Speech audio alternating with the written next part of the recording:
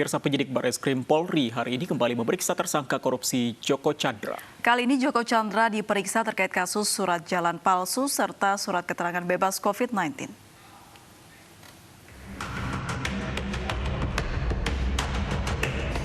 Joko Chandra hari ini diperiksa penyidik Barreskrim Polri terkait kasus surat jalan palsu.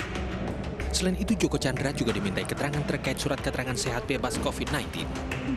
Dalam kasus surat jalan palsu Joko Chandra, penyidik Barreskrim telah menetapkan 2 tersangka lainnya, yakni Anita Kolopaking serta ex-Karokorwas PPNS Barreskrim Polri, Brigjen Pol Prasetyo Utomo. Sebelumnya, penyidik Badan Reserse Kriminal Polri memeriksa mantan Lurah Grogol Selatan Asep Subhan sebagai saksi dalam kasus Joko Chandra Selasa kemarin. Asep diketahui membantu penerbitan KTP elektronik Joko Chandra saat masih berstatus buron.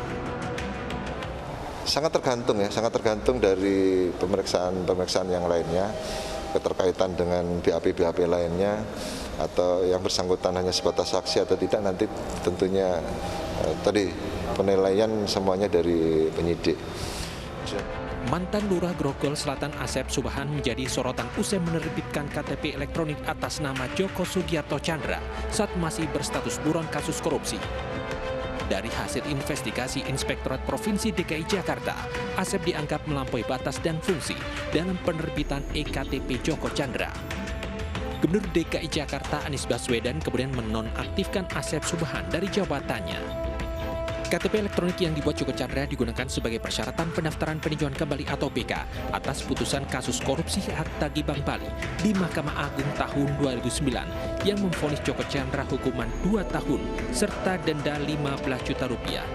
Dari Jakarta, Tim Liputan iNews melaporkan.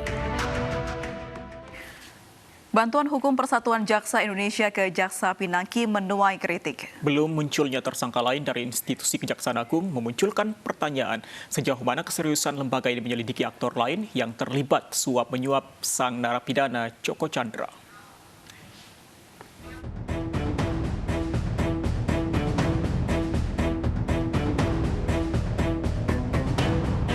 Kepala Pusat Penerangan Hukum Kejaksaan Agung Hari Setiono menyebut Jaksa Pinangki Sirna Malasari akan mendapatkan pendampingan hukum di kasus dugaan menerima suap dari Joko Chandra. Bantuan hukum menjadi hak Pinangki karena ia masih aktif menjadi jaksa hingga saat ini. Tapi bantuan hukum bukan datang dari Kejaksaan Agung, melainkan dari Persatuan Jaksa Indonesia atau PJI. Khawatir akan jadi bias, Kejagung berjanji penyidikan terhadap Jaksa Pinangki tetap objektif. Mungkin pemahamannya keliru, dikira yang menjadi pengacara atau penasihat hukum itu jaksa juga. Mungkin itu ya, karena terjadi di institusi lain kalau tidak salah. Diberikan hak untuk didampingi pengacara atau penasihat hukum yang oleh pengurus PJI ditunjuk pengacara atau penasihat hukum dari luar kejaksaan, dari organisasi profesi pengacara. Penanganan kasus suap narapidana Joko Chandra di Kejaksaan Agung dinilai sangat lambat. Indonesia Corruption Watch atau ICW justru mengapresiasi polisi yang sudah menetapkan sejumlah tersangka, termasuk 2 jenderal di Mabes Polri. Sementara kasus suap Joko Chandra di Kejaksaan, sejauh ini baru Jaksa Pinangki yang jadi tersangka. Kalau kita memahami tindak pidana korupsi, tidak mungkin kejahatan tersebut dilakukan hanya oleh satu orang. Tentu yang harus digali oleh kejaksaan adalah siapa yang memberikan uang kepada Jaksa Pinangki, lalu apakah ada petinggi Kejaksaan Agung lain yang sebenarnya mengetahui pertemuan tersebut akan tetapi tidak melakukan tindakan apapun. Sebenarnya Kejaksaan Agung bisa menelusuri siapa saja terlibat suap Jaksa Pinangki. Sebut saja soal janji Pinangki ke Joko Chandra yang akan mengurus kasus di Mahkamah Agung. Terlebih lagi, kalau kita mendengar pernyataan dari Kejaksaan Agung, Jaksa Pinangki menjanjikan kepada Joko Chandra mengurusi berbagai perkara atau upaya hukum di Mahkamah Agung. Yang harus ditelusuri dalam hal ini adalah siapa oknum Mahkamah Agung yang mempunyai kedekatan dengan Pinangki sehingga jaksa tersebut bisa menjanjikan sebagaimana yang diutarakan oleh Kejaksaan Agung. dugaan ada keterlibatan petinggi Kejagung di kasus suap Jaksa Pinangki, Kejaksaan Agung bilang jika atasan Pinangki tidak tahu karena Pinangki tidak izin bertemu Joko Chandra di Malaysia. Tetapi tentu apabila sudah terbukti tanpa izin atasannya, maka tentu atasannya kan tidak tahu. Karena mekanismenya, dia atau pegawai kejaksaan apabila bepergian ke luar negeri, itu wajib minta izin kepada atasannya. Nah ini nggak ada izin. Kemudian ada petinggi Kejaksaan Agung yang terlibat pernah diungkap masyarakat anti korupsi saat bertemu Komisi Kejaksaan beberapa waktu lalu. Maki mendapat data, ada petinggi Kejaksaan Agung menelepon langsung Joko Chandra. Debat tersebut melakukan komunikasi dengan Joko Chandra selama Joko Chandra masih di luar negeri di Kuala Lumpur. Peristiwanya setelah tanggal 29 Juni. 29 Juni itu apa? Ketika Pak Jaksa Agung membuka urusan Joko Chandra di depan DPR. Artinya setelah ramai pun masih ada pejabat Jaksa Agung, Kejaksaan Agung yang melakukan komunikasi dengan Joko Chandra. Komisi Kejaksaan saat itu berjanji menindaklanjuti laporan Maki. Tapi hingga 10 hari berselang, belum ada informasi perkembangan hasil penyelidikan dugaan keterlibatan petinggi Kejaksaan Agung di kasus suap Joko Chandra.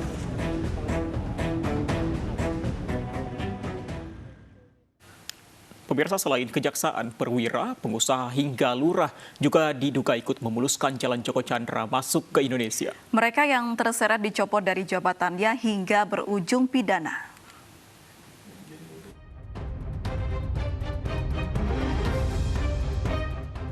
Kasus pelarian Joko Chandra masih bergulir. Barreskrim Mabes Polri terus memeriksa sejumlah pihak yang terkait dalam pelarian Joko Chandra. Mulusnya perjalanan masuk Joko Chandra ke Indonesia menyeret sejumlah pihak, mulai dari penegak hukum hingga pengusaha. Anita Kolopaking, kuasa hukum Joko Chandra, menjadi orang yang dinilai menyiapkan karpet merah untuk klien yang masuk ke Indonesia dan mengatur pembuatan KTP, paspor hingga pengajuan PK.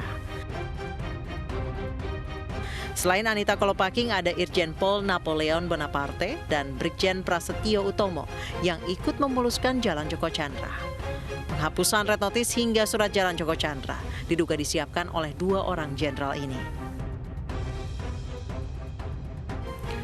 Lurah Grogol Selatan Asep Subahan juga harus kehilangan jabatannya karena membantu penerbitan kartu tanda penduduk untuk Joko Chandra.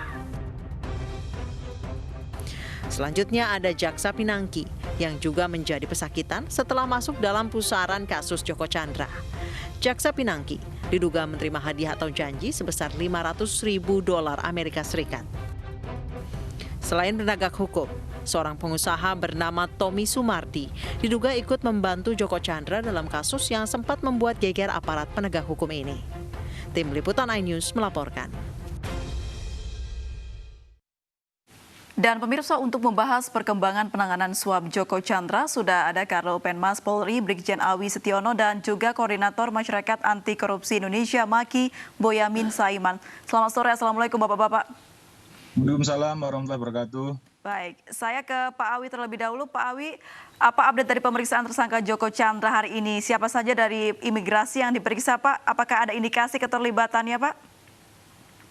Oh ya, kalau terkait dengan update pemeriksaan Joko Chandra yang bersangkutan tadi pukul 10.30 sampai dengan 15.15 WIB telah dilakukan pemeriksaan oleh Subdit 5 Direktorat Tindak Pidana Umum Barreskrim Polri. Jadi yang bersangkutan dicecar 59 pertanyaan, dan dari pertanyaan-pertanyaan tersebut antara lain yang pertama terkait dengan kronologis keluar masuknya tersangka di Indonesia, keluar masuknya tersangka di Indonesia dan keberadaannya selama di Indonesia. Kemudian yang kedua terkait dengan penggunaan surat jalan, kemudian surat bebas COVID-19 dan surat rekomendasi sehat dari Rumah Sakit Bayangkara, Rumah Sakit Polri Kramat Jati. Kemudian yang ketiga terkait pengurusan red notice, dan yang keempat terkait penggunaan dan penyewaan pesawat pribadi yang selama ini digunakan yang bersangkutan keluar Indonesia. Baik, lalu apa saja Pak hasil dari penyelidikan hari ini Pak? Ya, tentunya kita menunggu. Yang jelas yang bersangkutan hari ini sudah ditetapkan, sudah dilakukan pemeriksaan sebagai tersangka, karena mengingat yang bersangkutan juga sedang menjalani masa penahanan sebagai warga binaan di lapas, sehingga penahanannya masih penahanan. Dari jawaban yang disampaikan, dari jawaban yang disampaikan ada indikasi keterlibatan dari saksi Pak? Terkait pemeriksaan memang sementara masih seperti kita lihat bersama, tersangkanya juga masih seperti yang kemarin, belum ada penambahan. Cuma memang hari ini juga penyidik juga melakukan pemeriksaan terhadap saksi, saudara S.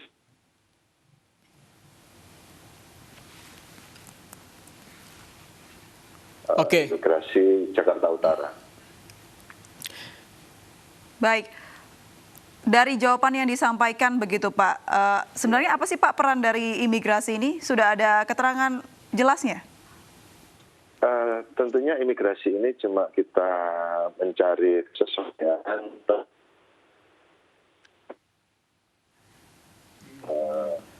beberapa tersangka yang terdahulu terkait dengan kasus surat jalan palsu ini, karena memang ada surat dari Digbinter ke imigrasi sebanyak 2 kali persuratan dari Digbinter, sehingga tentunya kita telusuri, karena memang surat itu yang mengakibatkan pencabutan red notice atau mengakibatkan pencekalannya dicabut. Oke, saya ke Pak Boyamin. Pak Boyamin, kalau kita masih menunggu fakta-fakta terbaru dari pihak Polri terkait dengan fakta-fakta penghapusan red notice, kemudian juga ada surat jalan bebas COVID untuk Joko Chandra. Menurut Pak Boyamin, haruskah atau kemungkinan besar akan adakah tersangka baru dari semua fakta-fakta yang ada nantinya, penghapusan red notice dan juga surat bebas COVID? Saya yakin akan ada, karena proses terutama kan red notice ini kan ujungnya juga di imigrasi. Dan imigrasi sudah pernah saya tanya begitu, bahwa apakah dia tidak konfirmasi kepada Kejaksaan Agung. Mengatakan konfirmasi, tapi kenapa yang dipakai adalah surat dari NCB Interpol untuk menghapuskan cekal itu. Kan sesuatu yang sebenarnya dari sisi kewenangan, NCB Interpol itu tidak punya kewenangan menghapus sebenarnya. Karena dia hanya fungsinya seperti kantor pos penyalur gitu. Dari Kejaksaan Agung, dari Mabes Polri, Bareskrim lah, dari BNN, dari BNPT, ataupun dari penyidik pegawai negeri sipil misalnya kehutanan, begitu ada orang yang kabur ke luar negeri, terus kemudian minta dilakukan proses red notice, ini cekal di dunia gitulah, kira-kira kan gitu. Nah, kemudian juga ada cekal dalam negeri. Sebenarnya kalau Kejaksaan Agung itu minta cekal kepada imigrasi begitu tanpa melalui red notice Interpol pun bisa, dan selama ini teman-teman kepolisian juga sering melakukan cekal terhadap orang-orang yang dikhawatirkan kabur ke luar negeri misalnya. Jadi prosesnya istilahnya semua tanpa harus red notice ke Interpol misalnya gitu kan. Nah, ini yang nampaknya proses-proses ini yang kemudian imigrasi teledor, paling tidak bahasa saya seperti itu gitu. Dan ini harus didalami oleh teman-teman penyidik di Bareskrim. Sudah dibaca ya Pak Awi ya mengenai keteledoran ini? Kita memandangnya adalah terkait dengan alur dari benang merah pemeriksaan ini. Makanya untuk itu sepenuhnya tentunya penyidik yang lebih tahu bahwasanya perannya imigrasi dalam hal ini terkait dengan kasus surat perjalanan dinas palsu itu tentunya karena memang beberapa hal terkait dengan pembukaan pencekalan saudara Joko Chandra ini yang mengakibatkan yang mengakibatkan bahwasanya Joko Chandra bisa keluar masuk ke Indonesia. Begitu. Oke, Pak Boyamin, Anda menyoroti, kalau tidak salah Anda menyoroti mengenai posisi dari Brigjen Prasetyo yang menurut Maki ini seharusnya menjadi justice kolaborator untuk sebagai saksi pelaku. Kenapa Anda mengatakan seperti itu?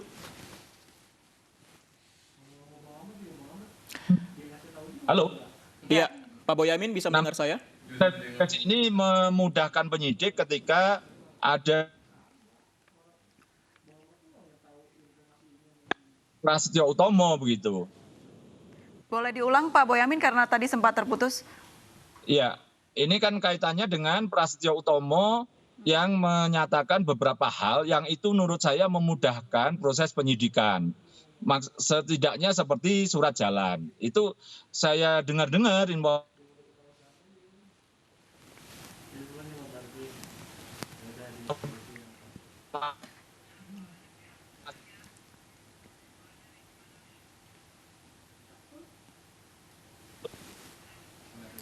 Baik, pemirsa, kita masih mencoba memperbaiki koneksi dengan Pak Boyamin dan Pak Wistiono juga. Betul. Kita masih mengalami gangguan komunikasi dengan dua narasumber kita untuk sore hari ini. Tapi yang jelas Pak Wistiono tadi mengatakan bahwa pemeriksaan Joko Chandra masih terus dilakukan, termasuk untuk mencari tahu fakta-fakta terbaru terkait dengan penghapusan red notice dan juga surat bebas COVID terkait dengan kembalinya Joko Chandra ke Indonesia beberapa waktu lalu. Kita coba kembali hubungi. Baik, sementara kita sudah terhubung dengan Pak Awi melalui sambungan telepon. Pak Awi. Iya Mbak, iya Mbak. Baik, Pak Awi, mengenai justice collaborator, apakah ini juga akan menerpa Brigjen Prasetyo begitu? Ya, mungkinkah dilakukan Pak Awi? Tentunya kita kembali kepada pengertian justice collaborator sendiri ya. Dan di sana juga diatur di angka 9 SEMA 4 2011, saksi pelaku yang bekerja sama ada syarat-syaratnya. Yang pertama mengakui kejahatan yang dilakukan, kemudian yang kedua bukan pelaku utama dalam kejahatan tersebut. Kemudian yang ketiga, memberi keterangan saksi dalam proses pengadilan. Tentunya dalam proses ini, kalau kita menerapkan itu, kita juga lihat juga kepentingannya di samping syarat-syarat tersebut. Karena kita sudah ketemukan beberapa saksi-saksi utamanya, kemudian penyidik juga belum menemukan kesulitan dalam hal proses penyidikan, ya yang jelas kita masih berproses begitu. Oke, proses yang Anda maksud tadi Pak Awi, kalau Pak Boyamin mengatakan bahwa seharusnya Brigjen Prasetyo ini memberikan keterangan yang luas terkait dengan keterlibatan, salah satunya adalah keterlibatan Tommy Sumardi. Apakah sejauh ini kesaksian dari Brigjen Prasetyo ini sudah cukup membuka termasuk keterlibatan Tommy Sumardi? Oh iya, sudah digali semuanya, makanya akhirnya terdapatlah beberapa tersangka yang kemudian menyeret ada 2 jenderal, kemudian ada 1 pengusaha, kemudian 1 pengacara dan Joko Chandra sendiri gitu. Jadi memang selama ini kita tidak ada keraguan-keraguan dalam proses penyidikan ini. Sementara juga memang belum kita butuhkan untuk justice kolaboratornya, ya kita masih berjalan sesuai alur proses penyidikan itu sendiri, sesuai manajemen penyidikan. Tapi ada kemungkinan ke sana, Pak? Belum ada, belum sampai ke sana.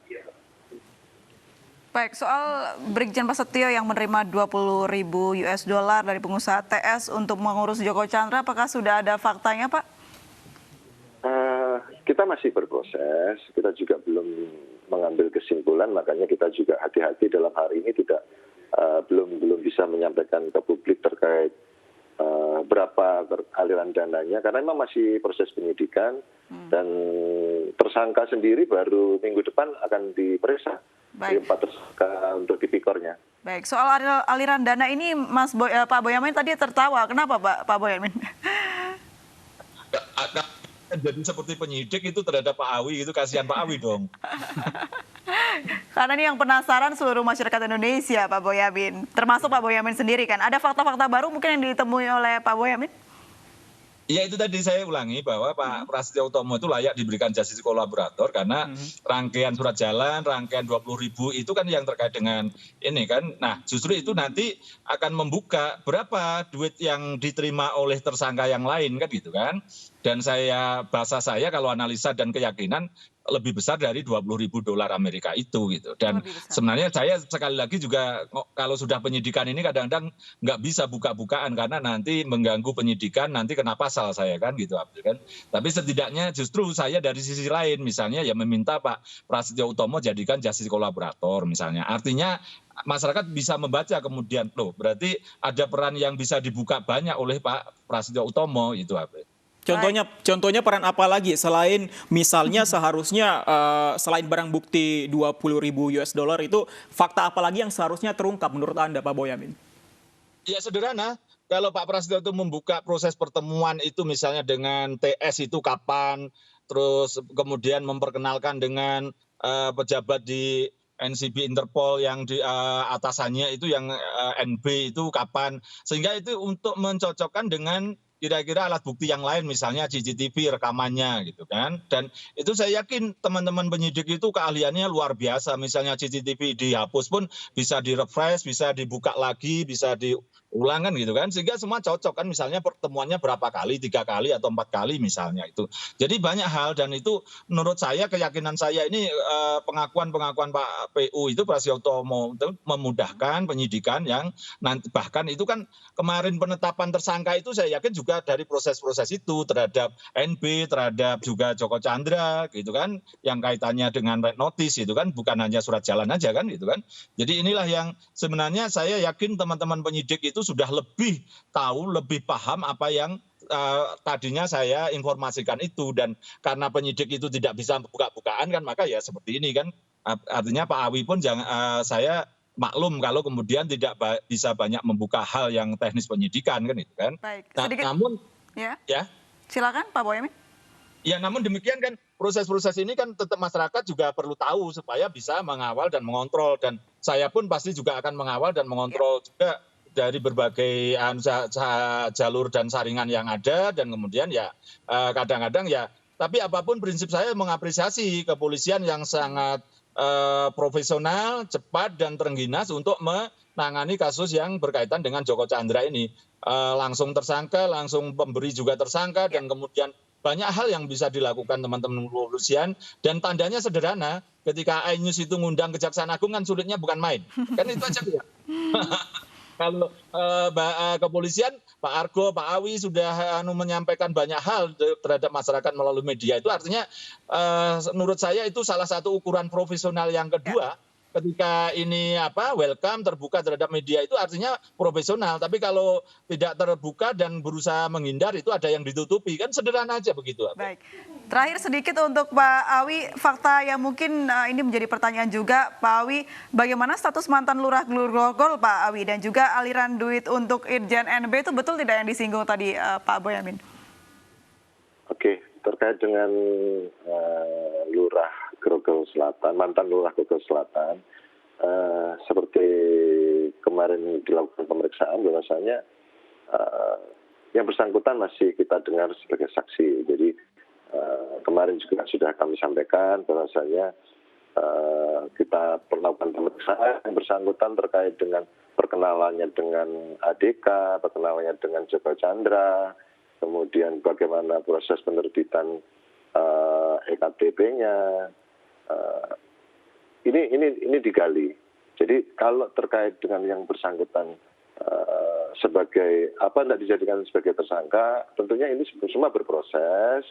Apa ada aliran dana ke sana, itu pun juga masih dalam penyidikan. Tentunya kita juga hormati seluruhnya pekerjaan penyidik, kita juga harus bersabar. Kita sama-sama tunggu bagaimana nanti kelanjutannya.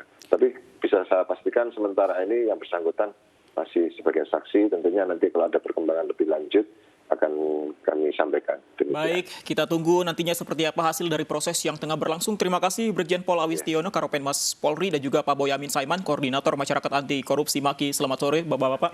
Dan pemirsa, kami akan kembali dengan informasi BPOM belum berikan izin edar obat COVID-19 temuan Universitas Erlangga, TNI Angkatan Darat dan Badan Intelijen Negara karena masih harus diperbaiki. Sesaat lagi di iNews Sore.